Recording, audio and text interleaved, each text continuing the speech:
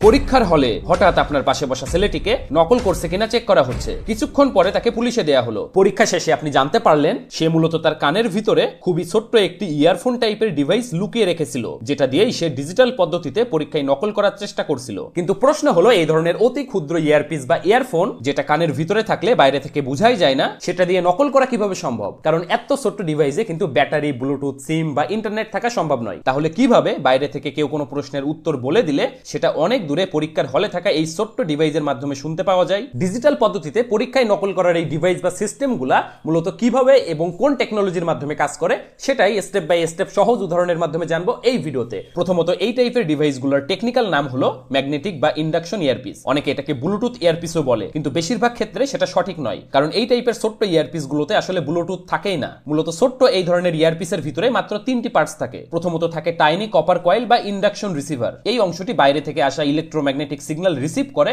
এবং সেটাকে খুব ছোট একটি ইলেকট্রিক্যাল কারেন্টে রূপান্তর করে। দ্বিতীয়ত থাকে মাইক্রো স্পিকার। এটি কপার কয়েল থেকে পাওয়া সেই ইলেকট্রিক্যাল কারেন্ট রিসিভ করে এবং ভাইব্রেশনের মাধ্যমে সেটাকে সাউন্ডে কনভার্ট করে, যেই সাউন্ডটা মূলত কানের ভিতরে শুনতে পাওয়া যায়। এবং লাস্ট যে পার্টটি থাকে সেটা হলো প্রোটেক্টিভ ক্যাপসুল বা কেসিং। এটা মূলত সব পার্টসকে কানের ভিতরে নিরাপদ ও আরামদায়কভাবে ধরে রাখে। এটার কালার সাধারণত কানের রঙের সাথে ম্যাচ করে রাখা হয়, যাতে বাইরে থেকে সহজে চোখে না পড়ে। এখন এই যে বললাম টাইনি কপার কয়েল বাইরে থেকে আসা ইলেকট্রোম্যাগনেটিক সিগন্যাল রিসিভ করে, কিন্তু প্রশ্ন হলো এই সিগন্যালগুলো মূলত কোথা থেকে আসে? এটি কি বাইরে থেকে যিনি প্রশ্নের উত্তরগুলো বলে দিবেন তার ডিভাইস থেকে পরীক্ষার হলে থাকা আপনার ডিভাইসে আসতে পারে? এটা কিন্তু অসম্ভব হবে, কারণ যেমনটা বলছিলাম আপনার ডিভাইসে কিন্তু কোনো প্রকার সিম, ইন্টারনেট বা ব্লুটুথ কিছুই নাই। সো এই ক্ষেত্রে কিন্তু বাইরে যিনি আছেন তার ডিভাইসের সাথে আপনার ডিভাইস সরাসরি কোনো কানেকশন ক্রিয়েট করতে পারবে না। আবার এত দূর থেকে ইলেকট্রোম্যাগনেটিক সিগন্যাল পাঠালে সেটা আপনার কানে থাকা ডিভাইস রিসিভ করতে পারবে না, কারণ মাঝপথে সিগন্যাল টেম্পার হয়ে যাবে অথবা উইক হয়ে যাবে। এই সমস্যা সমাধানে আরো একটি ডিভাইস ব্যবহার করা হয়, যেটাকে বলা হয় কন্ট্রোলার। এখন এক্ষেত্রে অনেকে নিজেদের স্মার্টফোনকে কন্ট্রোলার হিসেবে ব্যবহার করতে পারে,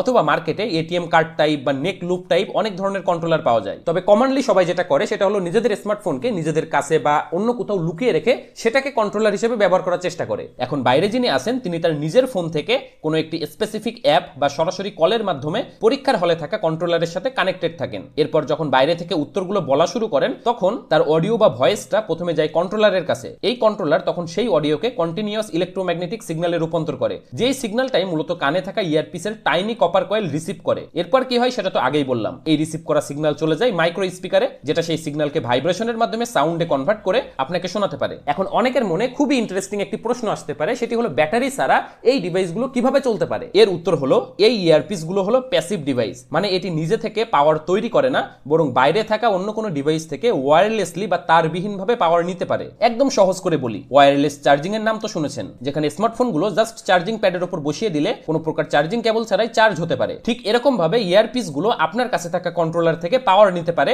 যার কারণে আলাদাভাবে আর ব্যাটারি এর দরকার হয় না। তো এভাবেই পুরো সিস্টেমটা কিন্তু কাজ করতে পারে। তবে সবই তো বুঝলাম, কিন্তু বাইরে যিনি প্রশ্নের উত্তরগুলো বলে দিবেন তিনি কিভাবে জানবেন যে পরীক্ষায় কি কি প্রশ্ন এসেছে? কারণ আপনার কাছে থাকা ডিভাইসে কিন্তু কোনো প্রকার মাইক্রোফোন থাকে না, আর থাকলেও আসলে খুব একটা লাভ হবে না, কারণ যেহেতু এক্সাম হল একেবারে সাইলেন্ট থাকে, সো আপনি ফিস করে কিছু বললেও কিন্তু সহজেই ধরা খেয়ে যাবেন। আবার ম্যাথ রিলেটেড কোশ্চেন গুলো কিন্তু বাইরে যিনি আছেন তাকে আপনি মুখে বলে বোঝাতে পারবেন না। তাহলে কেমনে কি? এটির উত্তর না হয় কমেন্ট বক্সে আপনারাই দিবেন, দেখবো কার মাথায় কি কি আইডিয়া আছে। কখনো শুনে থাকবেন কিছু জিনিস গোপন রাখাই ভালো, কারণ সবই যদি বলে দিই তাহলে দেখা যাবে এই ভিডিওটি দেখার পরে কেউ আবার ট্রাই করতে গিয়ে ধরা পড়ে আমার উপর দোষ চাপাতে পারে। তবে শেষ করার আগে সিরিয়াসলি বলে দিই, এখন এক্সাম হলগুলোতে কিন্তু এই ধরনের ডিভাইসগুলো ডিটেক্ট করার জন্য বিভিন্ন ধরনের টেকনোলজি ব্যবহার করা হয়, যেমন আরএফ ডিটেক্টর, অ্যাকুইস্টিক বা নয়েজ স্ক্যানার ইত্যাদি। সো এই সব কখনো ট্রাই করার চিন্তা মনেও আইনেন না। দেখা হবে নতুন কোনো ভিডিওতে। ধন্যবাদ সবাইকে। এরকম নিত্য নতুন আপডেটস পেতে আমাদেরকে সাবস্ক্রাইব বা ফলো করুন।